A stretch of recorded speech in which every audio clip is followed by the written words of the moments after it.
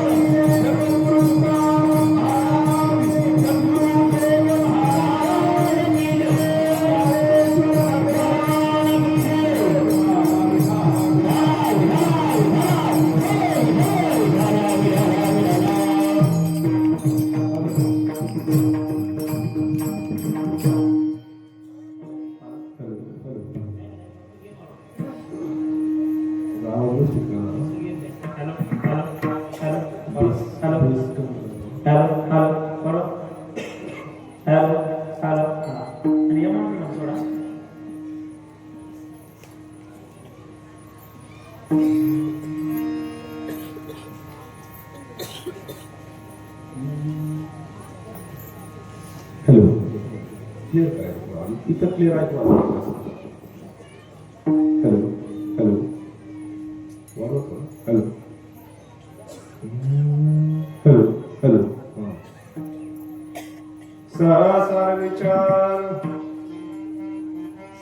सारा विचार करा उठा उठे नाम धरा कंठी विठोबाचे तयाच्या चिंतने निर्सेल संकट कराल दुर्गट भव सिंधू जन्मुनिया कुळे वाचे स्मरे राम धरे हाचे नेम अहर्निशे तयाच्या चिंतने निर्सेल संकट कराल दुर्गट भव सिंधू तुका म्हणे कोटी कुळेती पुनीत तुका म्हणे कोटी कुळेती पुनीत भावे गाता गीत विठोबाचे तयाच्या चिंतने निर्सेल संकट कराल दुर्गट भव सिंधू पंढरीच्या देवराया पंढरीच्या देवराया दंडवत तुझे पाया दंडवत तुझे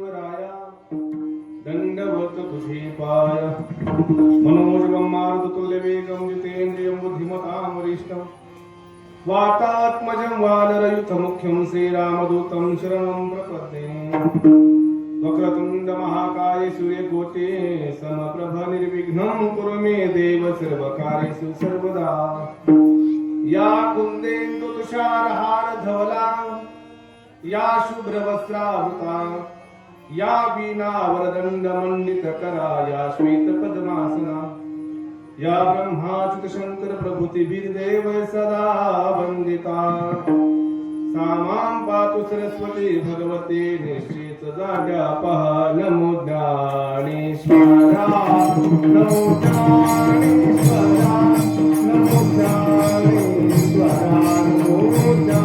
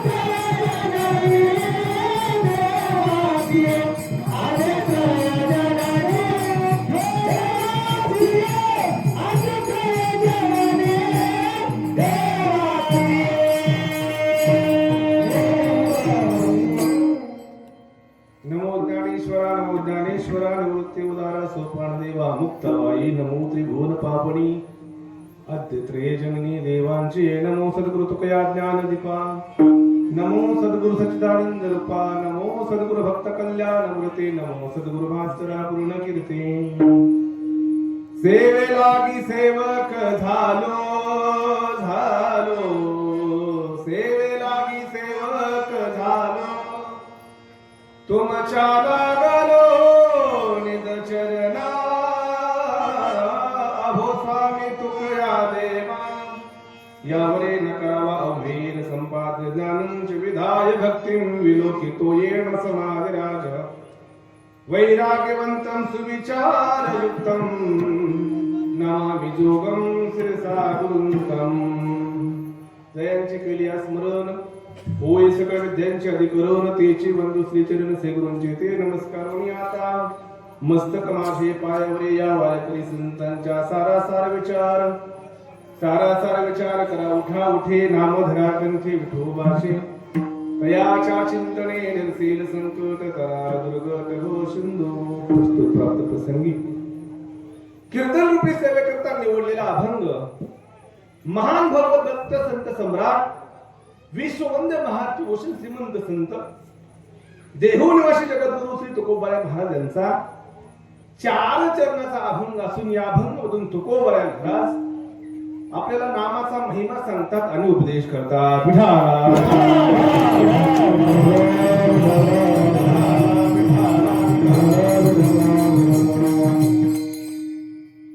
असो अभंगावरती बोलण्यामध्ये अल्पसा परिहार द्यायचा तो म्हणजे असा, आपल्या श्री भगवान काळेश्वर भगवान परमात्म्याच्या आशीर्वादाने भगवंताच्या कृपेने चालू असलेला आपल्या हा काळूस गावातील असणारा आपला हा अखंड हरिनाम सप्ताह वर्ष 37 नाही का?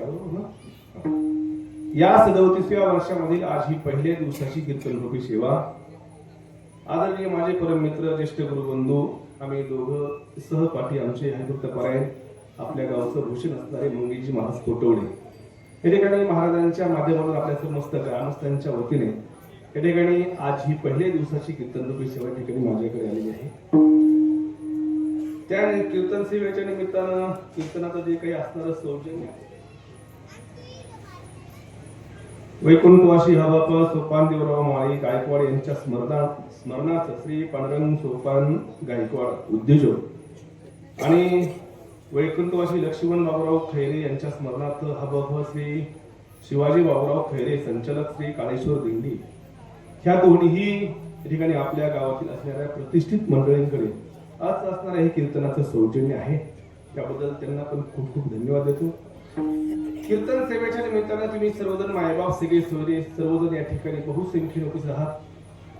तुम्हाला सर्व मायबापांच्या चरणी विनम्रपूर्वक अभिवादन करतो. कीर्तनाकरता गोड अशी माईक सिस्टीम आहे. त्याच प्रकारे गोड असे मृदंगाचार्यही या ठिकाणी आपल्या कीर्तन सेवेकरता आज उपस्थित आहेत नाही का?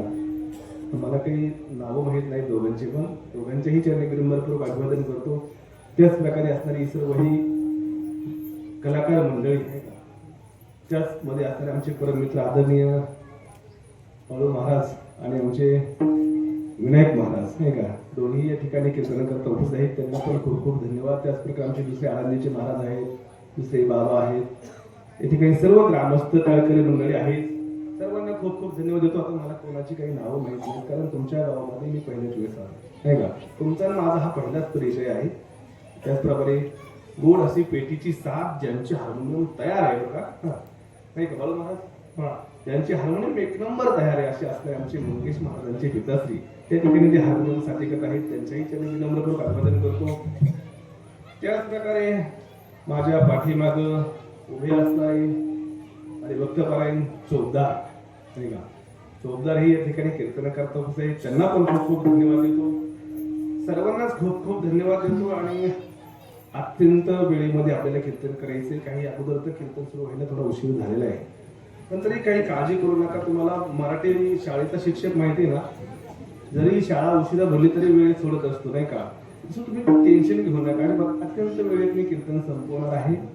कारण आज तुम्हाला माहिती आहे का आज काय होतं, आज निकाल होतं नाही का? तसं तुम्हाला माहिती आहे, मी काही सांगणार नाही कथ्याबद्दल नाही का?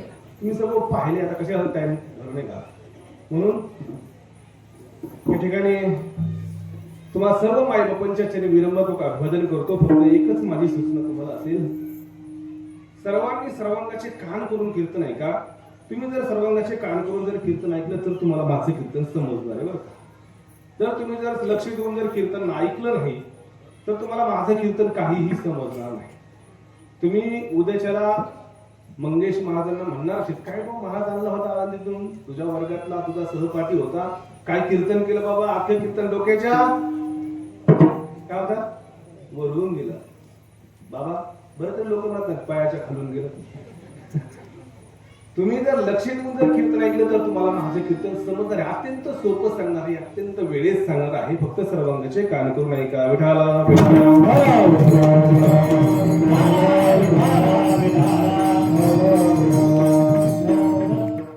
सुंदर असं सप्ताहाचं नियोजन आहे. साप्ताहिक कमिटीलाही मी खूप खूप धन्यवाद देतो.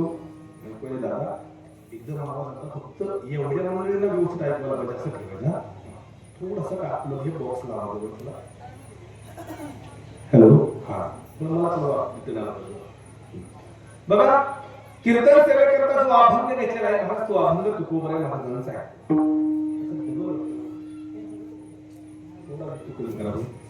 हॅलो हा असा ठेवा. कीर्तन सेवेकरता जो अभंग घेतलाय महाराज, तो अभंग तुकोबराय महाराजांचा आहे. काय असतं महाराज, सप्ताह म्हटलं की पहिल्या दिवशी कोणता अभंग घ्यायचा, दुसऱ्या दिवशी कोणता घ्यायचा, तिसऱ्या दिवशी कोणता घ्यायचा, पाचव्या सहाव्या सातव्या दिवशी कोणता घ्यायचा, आठव्या दिवशी कोणता घ्यायचा, हा काही दंडक वारकरी संप्रदायाने घालून दिलेला आहे. त्या नियमाप्रमाणे पहिला दिवस म्हटलं की पहिल्या दिवशी कोणता अभंग घेतला जातो महाराज, पहिल्या दिवशी नामकर प्रकरणातला अभंग घेतला जातो. म्हणून त्या नियमाप्रमाणे आज श्रीमंत श्री जगद्गुरु तुकोबराय महाराजांचा भगवान परमात्म्याच्या नामाचा महिमा सांगणारा, नवे नवे भगवान परमात्म्याचं नाम कंठामध्ये धारण करण्याकरता उपदेश करणारा असा गोड असा 4 चिन्हाचा अभंग सेवेकरता घेतलेला आहे.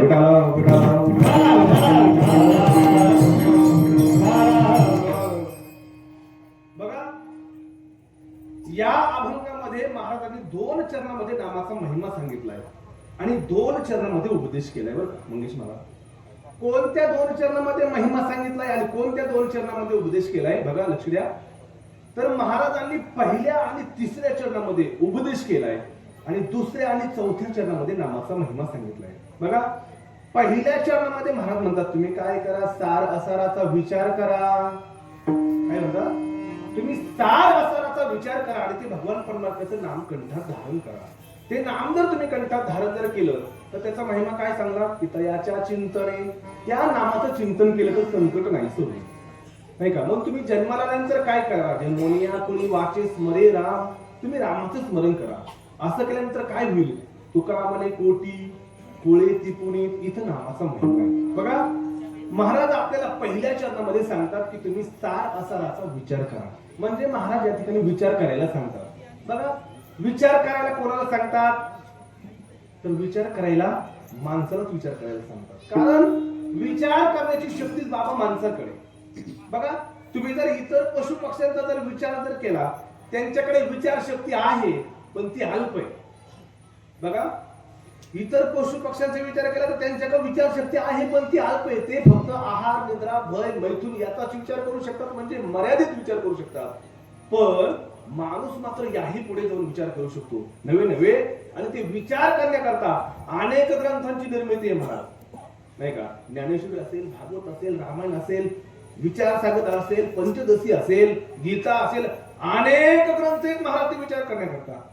नवे नवे ज्ञानेश्वरी मध्ये भगवान परमात्म्याने माऊलींच्या भाषेमध्ये अर्जुनाला विचार सांगितलाय. बघा, भगवान माऊलींच्या भाषेमध्ये म्हणतात, आदेश विवेकाचे गाठी वरे प्रतिपादी श्रीकृष्ण जगजेठी भक्तराज किरीटी परिसत असे.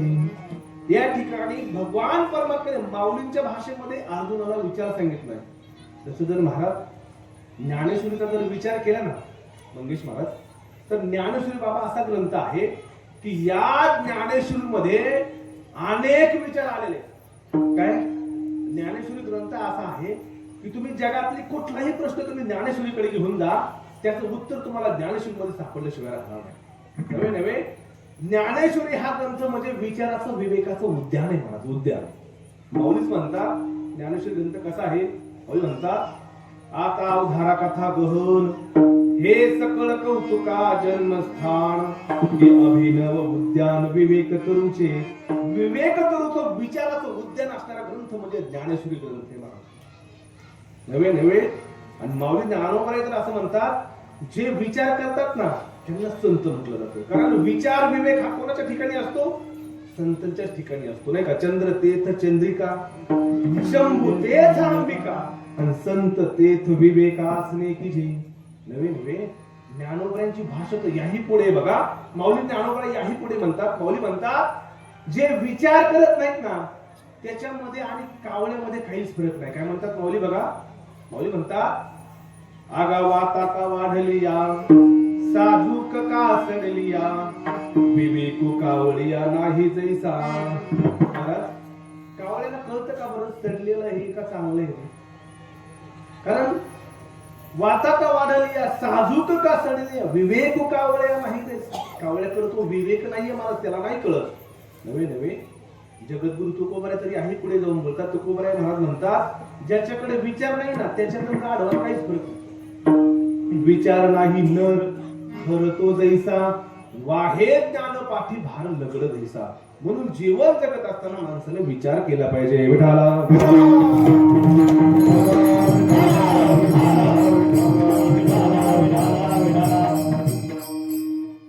तसं जर पाहिलं तर विचाराचा विचार जर केला तर त्याच्या सुद्धा 3 प्रकार आहेत बाबा. माणसानं जीवन जगताना काही गोष्टीचा कधीच विचार करायचा नाही. बघा बरं, लक्ष द्या. काही गोष्टीचा माणसाने कधीच विचार नाही करायचा. काही गोष्टीचा कधी कधी विचार करायचा आणि काही गोष्टीचा सतत विचार करायचा. बघा, आता काही गोष्टीचा माणसाने कधीच विचार करायचा नाही. काय? एखाद्याला खोटं बोलणं म्हणा, वाईट बोलणं म्हणा, एखाद्याचं वाटवं होणं म्हणा, किंवा कुठलाही अनावश्यक जो विचार असतो हा विचार माणसाने कधीच नाही केला पाहिजे. नाही ना? हा विचार माणसाने कधीच नाही करायचा. आणि काही गोष्टीचा मात्र कधी कधी विचार करायचा. कोणत्या गोष्टींचा कधी कधी विचार करायचा? तर सुभाषितकार सांगतात 6 गोष्टीचा माणसाने कधी कधी विचार केला पाहिजे. सुभाषितकार सांगतात, को देश, को काल, को मित्र, को वेयोगम, क्वचित अहम, को मे शक्ती, इति चिंतन मुहुर्मुहु. माणसाने या 6 गोष्टीचा विचार केला पाहिजे. को देश, माझा देश कोणता आहे? को काल, को मित्र, को वेयोगम, क्वचित अहम, को मे शक्ती, इति चिंतन मुहुर्मुहु. को देश, आपला देश कोणता याचा विचार केला पाहिजे. नवे नवे. आणि आपल्या देशाबद्दल स्वाभिमान असला पाहिजे ना तुम्हाला, अभिमान असला पाहिजे. नवे नवे. आपल्या देशाला माझं म्हटलं पाहिजे. मला हा देश माझा याचे भान जरासे राहू द्या रे, हा देश माझा. आपल्या देशाला माझं म्हटलं पाहिजे. मला भारत माझा देश आहे. काय झालं? एकदा शाळेमध्ये गुरुजींनी मुलांना प्रश्न विचारले होते. गुरुजींनी काय केलं, असा हातामध्ये नकाशा घेतला. हातामध्ये नकाशा घेतल्यानंतर गुरुजी प्रत्येक मुलाला प्रश्न विचारायचे, सांग हा नकाशा कोणत्या देशात आहे? तो मुलगा उभा राहायचा, म्हणायचा, गुरुजी हा नकाशा इंडियाचा आहे. काय? गुरुजी पुन्हा दुसऱ्या मुलाला प्रश्न विचारायचे, सांग हा नकाशा कोणत्या देशात आहे? तोही मुलगा उभा राहायचा आणि म्हणायचा, गुरुजी हा नकाशा हिंदुस्थानचा आहे. गुरुजीने पुन्हा दुसऱ्या मुलाला प्रश्न विचारावा, सांग हा नकाशा कोणत्या देशात आहे? महाराज असं प्रत्येकाला गुरुजी प्रश्न विचारत विचारत महाराज त्या ठिकाणी लोकमान्य टिळक बसलेले होते. त्यांच्यावरती नंबर आला आणि लोकमान्य टिळकांवरती नंबर आल्यानंतर गुरुजीने विचारलं, सांग हा नकाशा कोणत्या देशात आहे? त्यावेळेला महाराज लोकमान्य टिळक जागेवरती उभे राहिले. उभे राहिल्यानंतर समोर आले. समोर आल्यानंतर त्यांनी गुरुजींच्या हातामधला नकाशा आपल्या हातामध्ये घेतला. तो नकाशा छातीला लावला आणि म्हटले, गुरुजी हा नकाशा माझ्या भारताचा आहे. काय म्हटलं पाहिजे? देशाला माझं म्हटलं पाहिजे. मला नाही का? स्वाभिमान असला पाहिजे मला आपल्या देशाबद्दल, अभिमान असला पाहिजे. म्हणून माणसाला देशाला माझं म्हटलं पाहिजे. को देश, को काल, आपला काळ कसा आहे याचाही माणसाला विचार केला पाहिजे बरं का. नाहीतर बाबा 80 वर्षाच्या म्हाताऱ्याने जर लहान मुलाबरोबर महाराज गोटे खेळायचं जमणार आहे का? तुकोबाराय महाराज म्हणतात, वयाच्या प्रबोधे विचार ज्या नाही, समान तो देही बाळकाच्या. को काल, आपला काळ कसा आहे त्याचाही विचार केला पाहिजे. को देश तो काल को मित्र. आपले मित्र कोण आहेत याचाही विचार केला पाहिजे बरं का. जीवनामध्ये माणसाचं जे जीवन आहे ना बाबा, माणसाचं जीवन हे संगतीनेच घडत असतं आणि माणसाचे जीवन हे संगतीनेच बिघडत असतं. म्हणून आपले संगतीतले मित्र कोण आहेत याचा निश्चित माणसाने विचार केला पाहिजे. काय असतं, माणूस जो घडत असतो तो संगतीने घडत असतो, बिघडत असतो तोही संगतीने घडत असतो. एका शास्त्रज्ञाचं असं म्हणणं आहे, तुम्ही कोणाच्या संगतीमध्ये राहता हे जर मला जर कळलं ना तर मी तुमचं नक्की भविष्य सांगू शकतो, तुमची अधोगती होणार आहे का प्रगती होणार आहे. म्हणून संगतीचा, आपल्या मित्रांचा विचार केला पाहिजे. आणि जीवनामध्ये महाराज संगत खूप महत्वाची, एवढी संगत महत्वाची आहे, एवढी संगत महत्वाची आहे बघा. अरे भिंतीला ज्ञानोबा संगत केली तर त्या भिंतीची पूजा व्हायला लागली. ज्या रेड्यानं ज्ञानोबा संगत केली त्या रेड्याची सुद्धा महाराज पूजा व्हायला लागली. आणि ज्या खांबानं ज्ञानोबा संगत केली त्या खांबाकरता सुद्धा महाराज नेवाशाला मंदिर आहे. फक्त संगत महत्वाची. नवे नवे ज्ञानोबांच्या संगतीमध्ये एक वेश्येची मुलगी आली महाराज. काय नाव होतं तिचं? कानोपात्रा. एका वेश्येची मुलगी भक्ती करून धन्य झाले. कानोपात्रेला देवाना मंदिरात जागा दिले. धन्य चोखू बसेदार आहे नामदेव पाहिली. जगी मलाही दाखवाना विठुरायाची अशी असणारी कानोपात्रा ज्ञानोबरायांच्या संगतीमध्ये आली. ज्ञानोबरायांच्या संगतीमध्ये कानोपात्रा आल्यानंतर कानोपात्रा ज्ञानोबरायांना म्हणते, सांगा ज्ञानोबराय माझा उद्धार कधी होईल. त्यावेळेला ज्ञानोबरायांना कानोपात्रेने सांगावं, कानोपात्रे तू पंढरपूरला जा बघ तुझा उद्धार होईल. आणि महाराज ते ज्ञानोबरायांचे शब्द कानोपात्रेने ऐकावे. कान्होपात्रेनं पंढरपूरला जावं. कान्होपात्रा पंढरपूरला गेली. पंढरपूरला गेल्यानंतर महाराज त्या भगवान परमात्म्याच्या दर्शनाकरता कान्होपात्रा बारीला लागली. बारीला लागल्यानंतर महाराज अशी बारी समोर समोर समोर समोर जात होती. एकदम आता रावळामध्ये बारी आली. एकदम आता भगवान परमात्म्याच्या जवळ जवळ बारी आली. नवे नवे भगवंताच्या समोर बारी आली. आणि समोर बारी आल्यानंतर कान्होपात्रेने ते भगवान परमात्म्याचं रूप पाहिले. महाराज रूप कसे हो, रूप सावळे सुकुमार. ते सावळ सुकुमार असणारं रूप महाराज कान्होपात्रेनं भगवान परमात्म्याचं पाहिलं. आणि भगवान परमात्म्याचं ते सावळ सुकुमार असणारं रूप कान्होपात्रेनं पाहिल्याबरोबर कान्होपात्रेनं बाबा आपला देहच त्या भगवान परमात्म्याच्या चरणावरती विलीन केला. बघा महाराज, आजही जरी तुम्ही पंढरपूरला जर गेले तर कान्होपात्रेची समाधी कुठे आहे महाराज सांगा? वाळवंटामध्ये का? नाही महाराज, मंदिरामध्ये कान्होपात्रा नावाचं जे झाड आहे ते कोणाची समाधी आहे? कान्होपात्रेची समाधी आहे महाराज. बघा ना महाराज, आज जरी तुम्ही पंढरपूरला जरी गेले तर अगोदर दर्शन कोणाचं घ्यावं लागतं मावशी? कान्होपात्रेचं दर्शन घ्यावं लागतं. आणि अगोदर कान्होपात्रेचं दर्शन आहे आणि नंतरच भगवान परमात्म्याचं दर्शन आहे महाराज. बघा हा एवढा अधिकार कोणी प्राप्त करून दिला? तर तो माझ्या ज्ञानोबरायांनी प्राप्त करून दिला. काय केलं महाराज कान्होपात्रेनं? फक्त ज्ञानोबरायांची संगत केली. म्हणून जीवनामध्ये संगत खूप महत्वाची. बघा एवढं संगतीला महत्व आहे, एवढं संगतीला महत्व आहे महाराज. एक साधू महाराज होते बघा.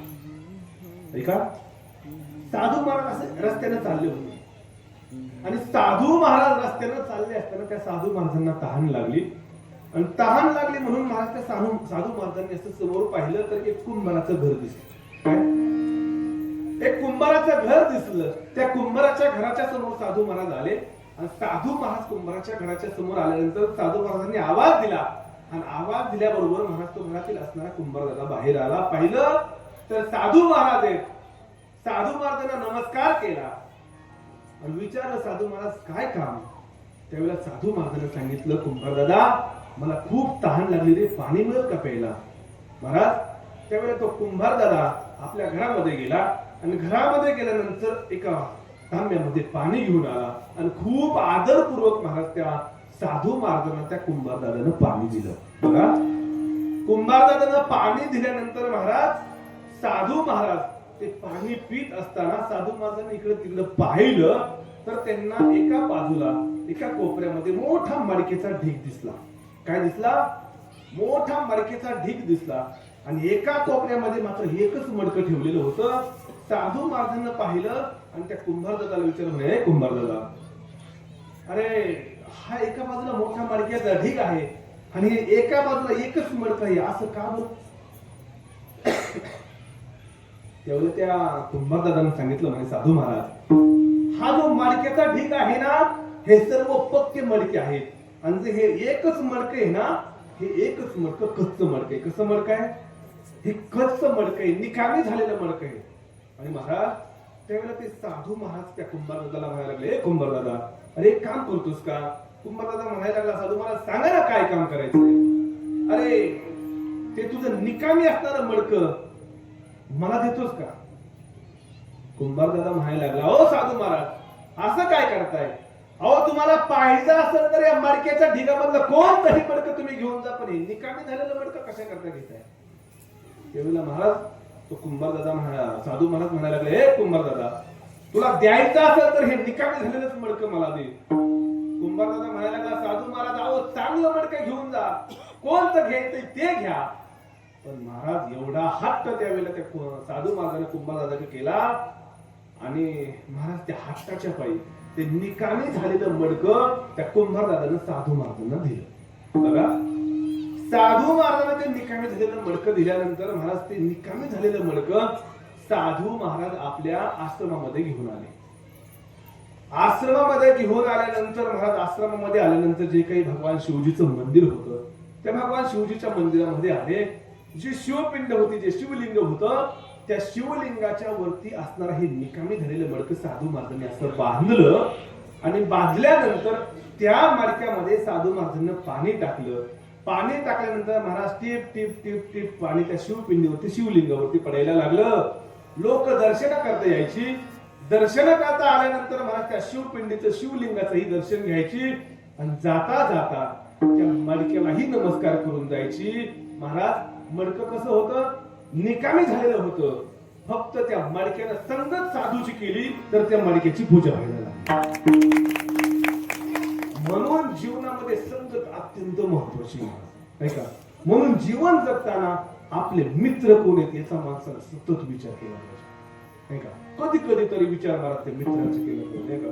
म्हणून को देशः को कालः को मित्रः को वियोगः, आपलं उत्पन्न किती आहे, आपला खर्च किती आहे याचाही माणसाने विचार केला पाहिजे. नाहीतर काही वेळा असं होतं, आपलं उत्पन्न कमी असतं ना आपला खर्च दुप्पट असतो, नाही का? आपलं त्याचाही माणसाने विचार केला पाहिजे. को वियोगमः क्वचित अहम को मे शक्ती इति चिंतन मोहनु, आपली शक्ती किती याचा सुद्धा महान विचार केला पाहिजे, नाही का? म्हणून या 6 गोष्टीचा माणसाने कधी कधी विचार केला पाहिजे. पण काही गोष्टीचा मात्र माणसाने सतत विचार केला पाहिजे. कोणत्या गोष्टीचा महान माणसाने सतत विचार केला पाहिजे? तर हा भवसिंधू तरुण जाण्याकरता माणसाला अक्षराला विचार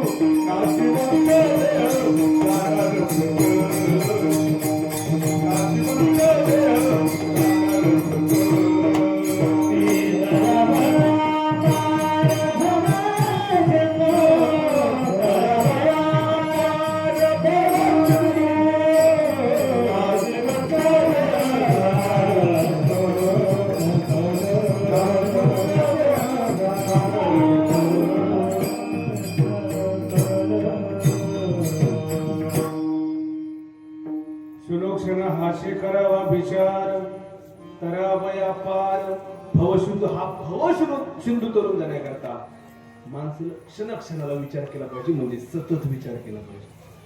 कारण बघा, जीवनामध्ये जर माणसाचा विचार जर बिघडला ना तर माणसाचा उच्चार बिघडत असतो. बरं का? बघा, माणसाचा जर विचार बिघडला तर माणसाचा उच्चार बिघडत असतो, आणि माणसाचा उच्चार जर बिघडला तर माणसाचा आचार बिघडत असतो. बघा, सीतामातेचा विचार बिघडला महाराज मायावी हरणामुळे. लक्ष्मणाला वाटेल तसे बोलला, उच्चार बिघडला. लक्ष्मण रेषा ओलांडली, आचार बिघडला, काय झालं, रावण घेऊन गेला. म्हणून जीवनामध्ये विचार खूप महत्वाचा आहे महाराज, नाही का? म्हणून विचार केला पाहिजे. म्हणून विचारावा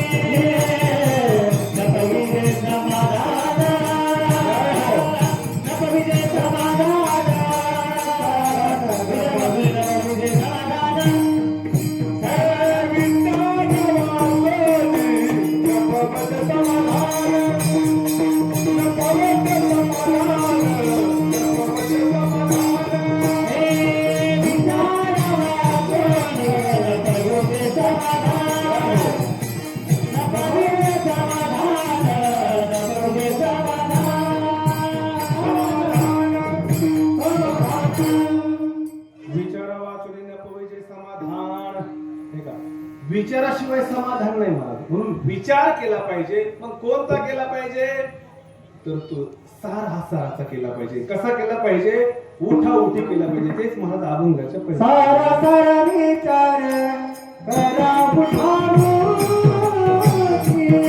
सारा विचार करा उठाउठी,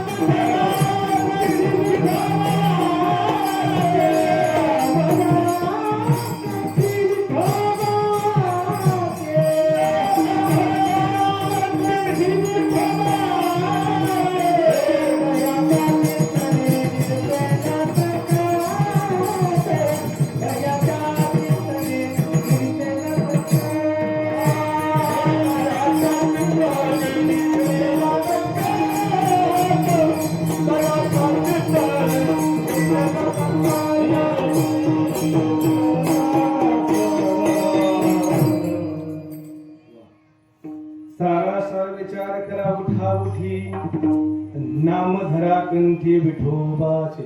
कोणता विचार केला पाहिजे? तर सार असाराचा विचार केला पाहिजे. बघा, या जगतामध्ये सार काय आहे आणि आसार काय आहे? तर महाराज म्हणतात भगवान परमात्म्याचे नाम हे काय आहे? सार आहे महाराज, नाही का? नाम साराचे हे सार, शरणांगता यम किंकर, नाही का? त्रिगुणासार निर्गुण हे सार. भगवान परमात्म्याचे नाम हे कसे? सार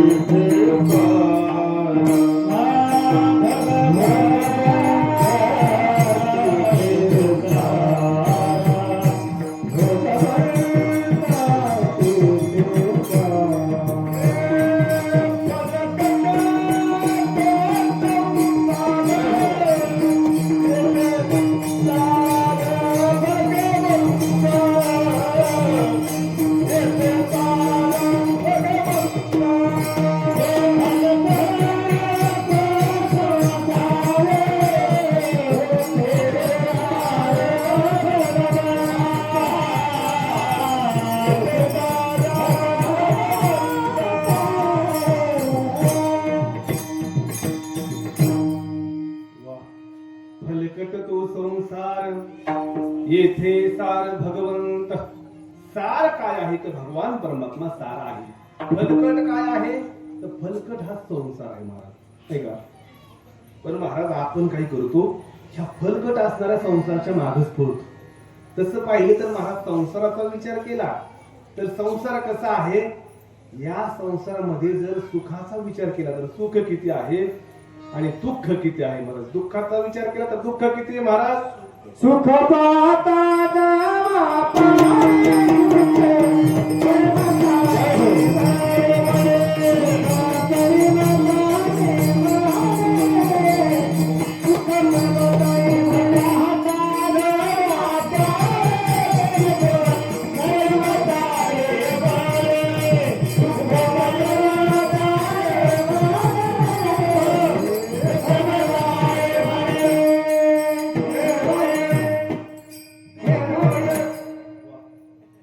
सुख पाहता जवा पाणी. सुख केवढं आहे तर जो माहिती तुम्हाला, शेतकरी मला माहितीच ना, नाही का? त्या जवसा एवढं सुख आहे आणि दुःख पाहिलं गेलं तर दुःख पर्वता एवढे. एवढं महाराज या संसारामध्ये दुःख आहे, नाही का? किंवा दुःख बांधवडी आहे हा संसार. एवढं महाराज या संसारामध्ये दुःख जरी असलं तरी महाराज संतांना या संसारात राहायचं कसं ते सांगितलंय महाराज. महाराज म्हणतात संसारी असावे आसोनी नसावे, भजन करावे वेळोवेळा. नवे नवे नाथ महाराज तर म्हणतात की ज्या प्रकारे पक्षी अंगणामध्ये उतरतात आणि अंगणामध्ये पक्षी उतरल्यानंतर ते गुंतून राहतात का, नाही का? पक्षी अंगणी उतरती ते का गुंतून राहती, तैसे असावे संसार. ज्या प्रकारे पक्षी अंगणामध्ये उतरल्यानंतर गुंतून राहत नाही त्या प्रकारे संसारामध्ये असलं पाहिजे. प्रपंच करोनी परमात्मा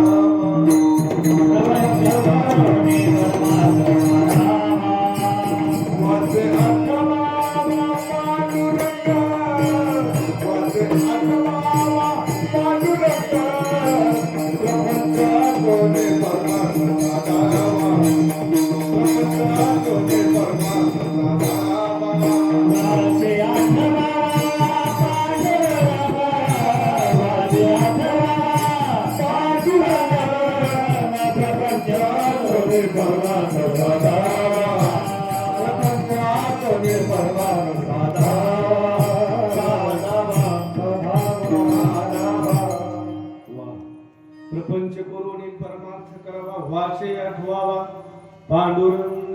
ऐका, प्रपंच करत करत महाच परमार्थ केला. पक्षासारखं गुंतून राहायचं नाही महाराज, नाही का? पक्षी गुंतून राहत नाहीत महाराज. तसं जर पाहिलं ना बाबा तर आपल्यापेक्षाही सुंदर संसार पक्षी करतो महाराज. इतका सुंदर संसार पक्ष्यांचा आहे तुम्हाला सांगू का, आपल्यापेक्षाही त्यांना जास्त कळतं महाराज. हवामानाचा अंदाज आपल्यापेक्षा जास्त पक्ष्यांना कळतो महाराज. बघा ना, तुम्ही सांगा आपल्याला हवामानाचा अंदाज किती कळतो? येत्या 48 तासामध्ये मुसळधार पाऊस पडण्याची शक्यता महाराज. याच्या पुढे आपल्याला अंदाज नाही कळत. पण पक्ष्यांना मात्र 4 महिने अगोदर कळतं या वर्षी पावसाळा आहे का दुष्काळ आहे तेव्हा. तुम्ही म्हणता महाराज कसं कळतं सांगा बरं. सांगतो का, बघा कसं कळतं सांगतो तुम्हाला. पक्ष्यांना कसं कळतं तर महाराज जर पक्ष्यांनी जर उंच काटेरी झाडावरती जर घरट जर बनवलं तर समजून जायचं या वर्षी काय आहे दुष्काळ. आणि जर पक्ष्यांनी जर दाट झाडपाला असणाऱ्या झाडावरती जर घरट बनवलं तर समजायचं या वर्षी काय पाऊस नाही महाराज. आपल्याला कळतं का बरं एवढं? आपल्याला नाही कळत माझं एवढं. आणि महाराज त्यांचं घरट पण एवढं सुंदर असतं मंगेश महाराज. आणि घरट बनवताना बाळू महाराज ते जुन्या गवताच्या काड्या वापरत नाहीत बरं का पक्षी, नवीनच गवताच्या काड्या वापरणार. आणि एवढं सुंदर बनवणार बाबा, एवढं सुंदर बनवणार. अरे कितीही पाऊस येऊ द्या, कितीही वारा वाजून येऊ द्या, पण थेंब सुद्धा महाराज आतमध्ये येणार नाही. एवढं सुंदर असतं महाराज. आपलं असतं का आपलं स्लॅबची सुद्धा कळत येतो. एवढं सुंदर महाराज पक्ष्यांचं असतं, एवढं सुंदर.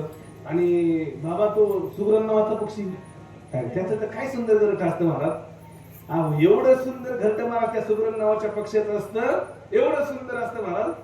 आणि तो सुगरण नावाचा पक्षी ते घरट तो खोपा आहे ना तो खोपा सुगरण नावाचा पक्षी कुठल्या पण झाडावर करत नाही बरं का बाबा. ते सुगरण नावाच्या पक्षाचं टॅलेंट एवढं भारी असतं की तो कुठल्या पण झाडाला मंगेश महाराज खोपा बनवणार नाही, तर झाड विहिरीच्या काठावर असलं पाहिजे. त्या झाडाची फांदी विहिरीमध्ये लोंबलेली पाहिजे.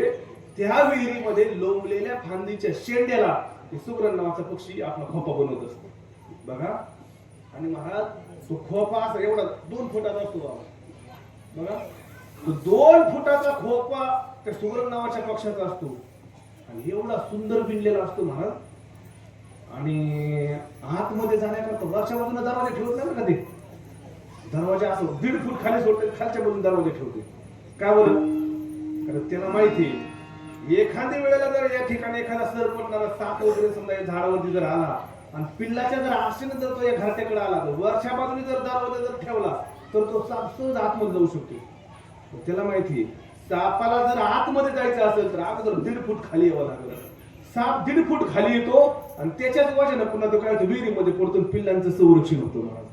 आपला आहे का किती टॅलेंट असं म्हणजे. आणि ते सुगरण नावाचा पक्षी काय करतो महाराज, दिवसभर अशी थोडी थोडी थोडी थोडी माती गोळा करते बाबा आणि असं एवढा सुपारीवाणी गोळा बनवतो आणि त्या घरट्यामध्ये ठेवतो. रात्री त्याला चमकला तो काजवा नावाचा कीटक असतो ना, तो असा चुचीत पकडून आणते आणि त्याच्यात रोवतो. महाराज रात्रभर त्या पिल्लांना उजेड राहतो. लाईट बिल येत नाही, 2 शेडिंग नाही आणि लाईट जात नाही. काय नियोजन असतं महाराज त्याचं, एवढं सुंदर नियोजन असतं. आपलं असतं का बरं असं? नाही महाराज. आणि महाराज या सुगरण नावाच्या पक्षाचा खोपा आमच्या बहिणाबाई महाराजांनी पाहिला आणि बहिणाबाई महाराजांनी त्याचं वर्णन केलं. बहिणाबाई महाराज म्हणतात, खोप्यामध्ये खोपा सुगरणीचा चांगला, देखा पिल्लासाठी खोपा तिने झाडाला टांगला. ओ पिल्लांनी जरा खोप्यात तसा दुधाचा मंगला, पिल्लासाठी तिने जीव झाडाला टांगला. खोप्यामध्ये खोपा सुगरणीचा चांगला, देखा पिल्लासाठी खोपा तिने झाडाला टांगला. क्या बात आहे. एवढा सुंदर संसार पक्ष्यांचा असतो. आपला मला संसार कसा, आपल्या संसाराचा विचार केला तर भातुकलीच्या खेळामधली एक राजा एक राणी, अर्ध्यावरती डाव बोलला प्रेमचा. हा आपला संसार आहे महाराज. पण जरी असा संसार असला तरी या संसारामध्ये राहायचं कसं त्या संतांनी सांगितलेलं आहे. आणि हा असणारा संसार कसा आहे तर फलकट आहे. मग सार काय आहे तर भगवान परमात्म्याचं नाम सार आहे. म्हणून महाराज म्हणतात सार विचार, त्या सार आसाराचा विचार करा आणि ते भगवान परमात्म्याचं नाम काय करा. तुम्ही विचार सुद्धा कसा करायचा, उठाउठी करा, म्हणजे ताबडतोब करा आणि ते भगवान परमात्म्याचं नाम तुम्ही कंठामध्ये धारण करा. आणि महाराज जर तुम्ही ते भगवान परमात्म्याचं नाम जर कंठामध्ये धारण केलं तर त्याला दुसरं काही करायची गरज नाही. महाराज म्हणतात, काय त्या उरले वेगळे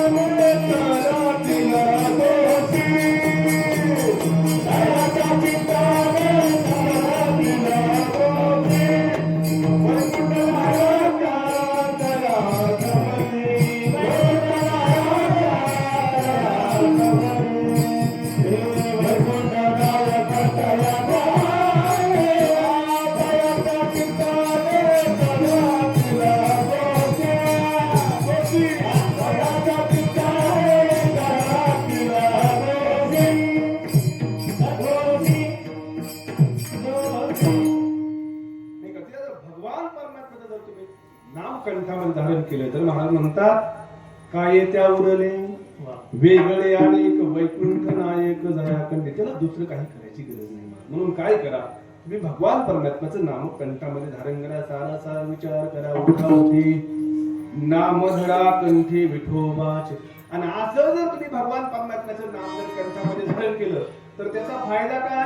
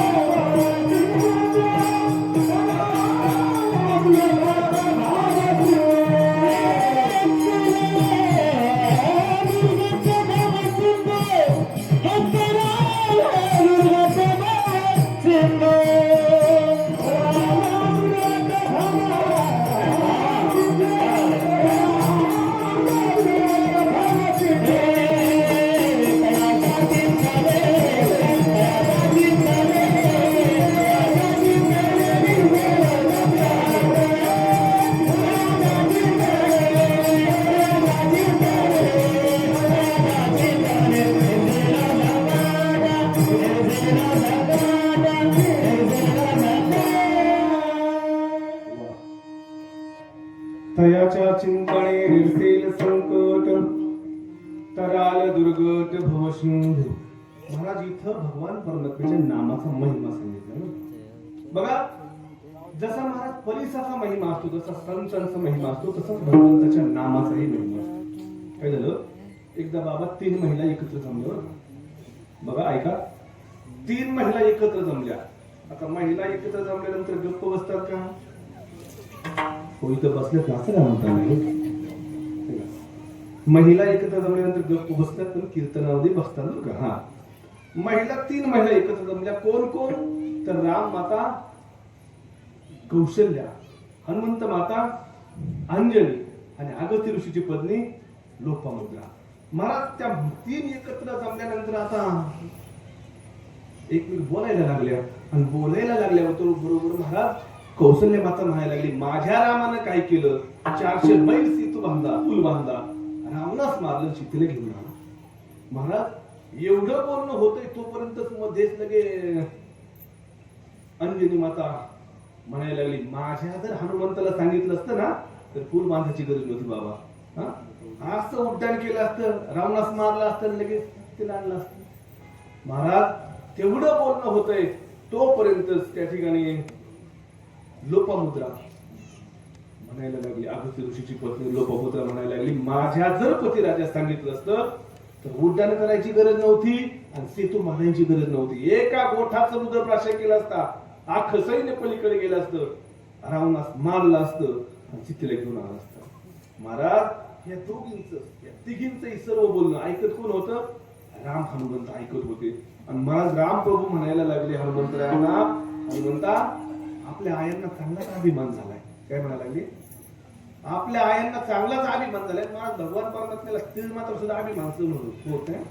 अभिमान महाराज भगवान परमात्मा हनुमंतराला म्हणतात, हनुमंता एक काम कर, जा यांचा अभिमान दूर कर. आणि महाराज हनुमंतराय त्या ठिकाणी कौशल्य मातेजवळ आले, म्हणायला लागले, माते सेतू तुझ्या रामाला नाही बांधला. सेतू कुणी बांधलाय? तुझ्या रामाच्या नामानं सेतू बांधलाय. महाराज रामानं सुद्धा दगड टाकलं होतं, बरोबर, पण दगड तरला होता का? नाही महाराज. ज्या दगडावरती रा किंवा म लिहिलेलं होतं किंवा राम म्हणून जो दगड टाकला होता तो दगड तरत होता. त्यावेळेला आणि आपल्या असणाऱ्या आईकडे अंजनी माते काय म्हणायला लागले, माते माझ्यामध्ये असली कुठलीच ताकद नाहीये की मी उड्डाण करू शकतो, पण मी काय करतो, सतत त्या रामनामाचा जप करतो.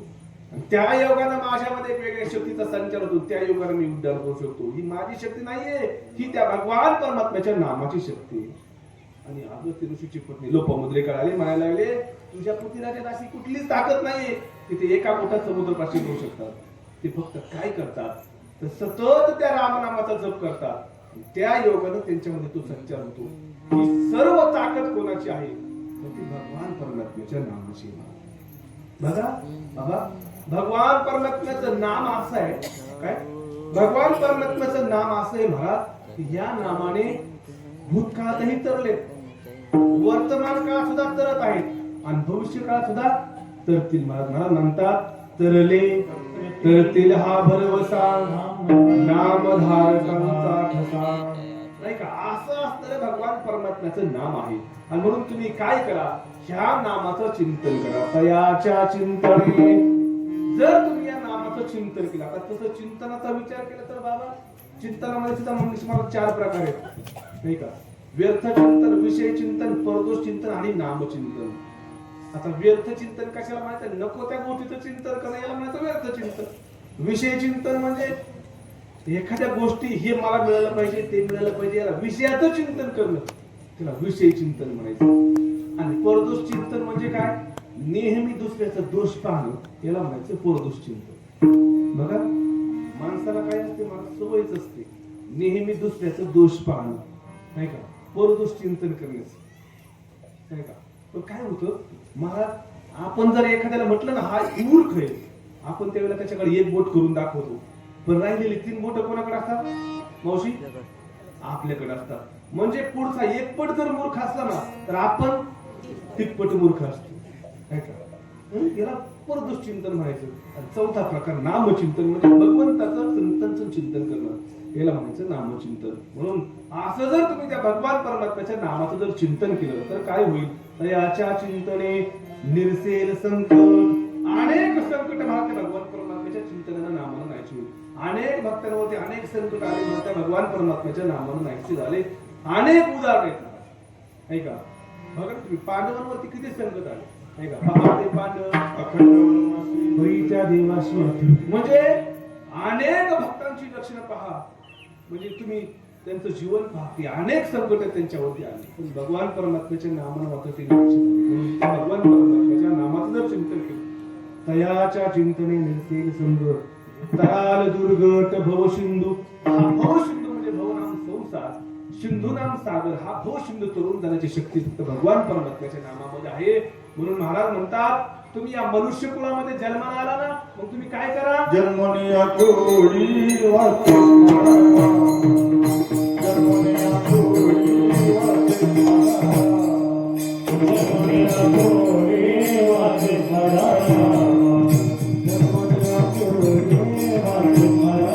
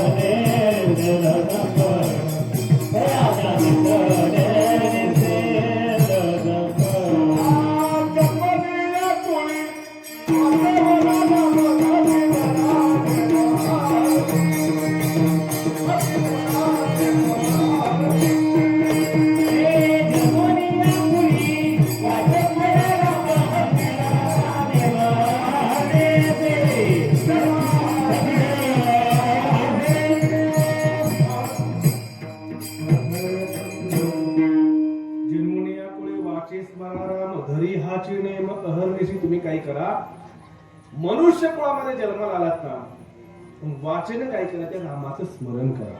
नाही का बघा, स्मरण करणं म्हणजे काय? स्मरण शब्दाचा अर्थ काय होतो महाराज? अधिक मरण म्हणजे मरणाबरोबर जे येतं ते स्मरण. आता तसं पाहिलं तर इथं बसलेल्या प्रत्येकाला मरायचंय ना? नाही मरायचं? प्रत्येकाला मरायचंय महाराज. काय झालं मंगेश महाराज? असंच एका गावामध्ये कीर्तन करत असताना मी असं म्हटलं की कीर्तनामध्ये आलेले या गावातील सर्व लोक मरणार आहेत. काय म्हटलं? सर्व लोक मरणार आहेत. पण महाराज सर्व लोकांचे चेहरे पडले. बाळू महाराज म्हणायला लागले, अरे बाबा हा महाराज काय अभद्र बोलायला लागला बाबा, सगळे लोक मरणार आहेत म्हणतो. पण महाराज फक्त एकच मावशी होत्या, त्या मात्र हसत होत्या. मी काय म्हटलं होतं की गावातील सर्व लोक मरणार आहेत, असं म्हटल्यावर एक मावशी मात्र हसत होती. यार मला वाटलं बाबा मी काही चुकीचं बोललो का? कीर्तन संपलं. कीर्तन संपल्यानंतर सर्व लोक दर्शन करता आली. दर्शन करता आल्यानंतर ती मावशी सुद्धा दर्शन करता आली. आणि मग मी तिला नरवून विचारलं, म्हणलं मावशी मग अशी मी म्हटलं की या गावातील सर्व लोक मरणार आहेत, त्यावेळेला सर्व लोकांच्या माना पडल्या, सर्वांचे चेहरे पडले, पण तुम्ही मात्र हसत होता. त्यावेळेला ती म्हटली, महाराज तुम्ही म्हटले या गावचे सर्व लोक मरणार आहेत, म्हटले मी ह्या गावची नाही, मी शेलपिंपळगावची. शेलपिंपळगावच्या तरी तू मरणार नाही का? म्हणजे मरण महाराज प्रत्येकाला येतं. म्हणून मरणाबरोबर काय येतं तर जन्मने आपण वाचे म्हणजे राम नाही का, भगवंत परमात्म्याचं नाम. मग ते कसं धारण करायचंय? धरी हाची नेम अहर्निशी. अहर म्हणजे दिवस आणि निशी म्हणजे रात्र. रात्रंदिवस महाराज तो हा नेम भगवान परमात्म्याच्या नामाचं धारण करायचं. आणि असा जर तुम्ही नियम धारण केला तर काय होईल? तुकामध्ये कोटी कुणीती पुनीत, तुकामध्ये कोटी कुणीती पुनीत.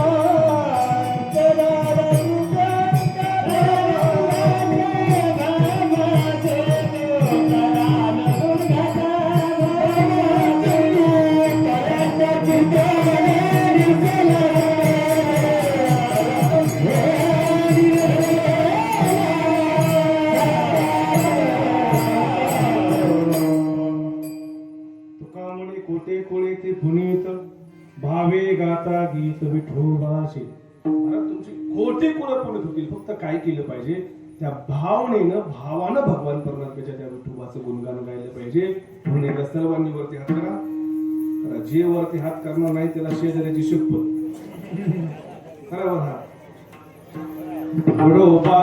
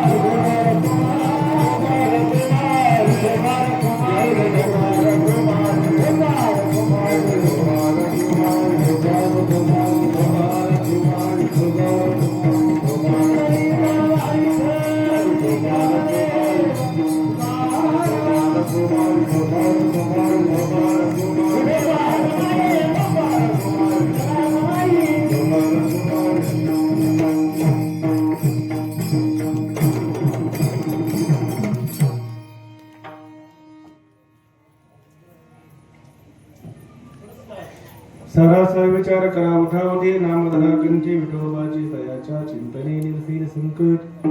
सराल दुर्गट भव सिंधू जन्मुनिया कुळी वाचे स्मरे राम धरी हाची नेम अहर्निशी.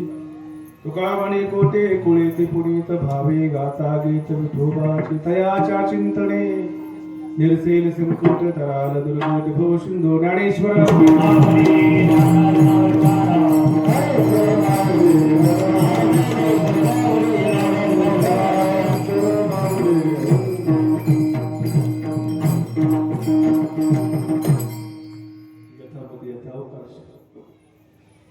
ज्या प्रकारे भगवान परमात्म्याने बुद्धी दिली, ज्ञानोबराने विवेक दिला, सद्गुरु जोग महाराज संस्थेमधील सर्व गुरुवारांनी ज्या प्रकारे कृपा केली त्याप्रमाणे अभंगाच्या पदपदाचा विचार करण्याचा प्रयत्न केला. तुम्ही सर्व मायबाप श्रोत्यांनी सर्वांनी या ठिकाणी तुम्ही सर्वांनीच लक्ष देऊन कीर्तन ऐकलं त्याबद्दल तुम्हा सर्वांना खूप खूप धन्यवाद. या ठिकाणी महाराष्ट्रभर ज्यांचं नाव प्रसिद्ध आहे अशी ही दोन्ही मृदंग वादक, एकदा टाळी वाजवा जोरात त्यांच्याकडे.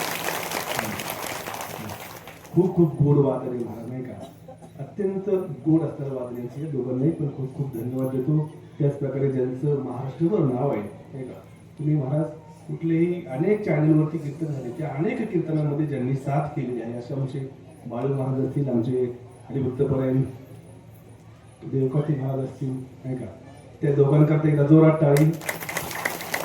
त्याच प्रकारे गोड असणारे ज्यांनी अनेक या ठिकाणी प्रमाण दिली, भास्कर बाबा त्या ठिकाणी बाबा आहेत, त्याचप्रकारे दुसरे बाबा आहेत, त्यांच्याकरता एकदा जोरात टाळी. या सर्व या ठिकाणी टाळकरी मंडळी आहेत, एकदा सर्व टाळकऱ्यांकरता एकदा जोरात टाळी जोरात वा. आणि गोड असे हार्मोनियम महाराज तयार आहे ज्यांची बाबा पहिलाच येऊन झाला बघा आमच्या चांगली बाबा माहिती गरज नाही पूर्वी वा छान. त्याच प्रकारे हरिभक्त परायण वा. त्याच प्रकारे गुरुबंधू खरं तर पाहिलं तर पाठामध्ये आम्ही जोग महाराज संस्थेमध्ये शिक्षणासाठी मंगेश महाराज आणि मी सोबत होतो. आणि पाठामध्ये ज्यांचं पहिल्या 3-4 नंबरमध्ये ज्यांचं नाव असायचं, दुसरा तिसरा चौथा नंबर ज्यांचा नेहमी असायचा, असे असणारे आमचे हरिभक्त आहेत मंगेश महाराज पोटवडे आपल्या गावचं भूषण आहे नाही का. या ठिकाणी चोपदार बाबा आहेत, सर्वच आहेत. गोड अशी माईक सिस्टीम दादाने लावली बरं का. दादा तुम्हाला पण खूप खूप धन्यवाद देतो नाही का. दादा करता पण काय वाजवली का. एकदा तुम्ही सर्वांनी गोड कीर्तन ऐकलं त्याबद्दल तुम्हाला पण धन्यवाद. म्हणून झालेली सेवा भगवान पंढरीश परमात्मा माऊली ज्ञानोबा जगद्गुरु तुकोबरायांच्या चरणी सद्गुरु जोग महाराज संस्थेतील सर्व गुरुवरांच्या चरणी समर्पित करतो. भगवान काळेश्वर भगवान परमात्म्याच्या चरणी समर्पित करतो आणि या ठिकाणी सेवेला पूर्ण विराम देतो. विठ्ठल